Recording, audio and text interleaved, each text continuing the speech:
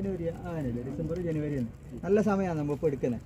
ഇങ്ങനെ എടുക്കണം ഓരോ വർഷം. ഈ മാസം ഇപ്പോൾ ഡിസംബറിൽ എടുത്ത് അടുത്ത വർഷം ഡിസംബറിലെടുക്കും. അതാണ് അത് ഡിവൈഡ് ആക്കണം.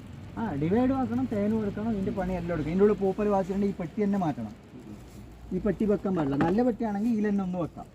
രണ്ടും പുതിയ പെട്ടി ആക്കേണ്ടി വരും.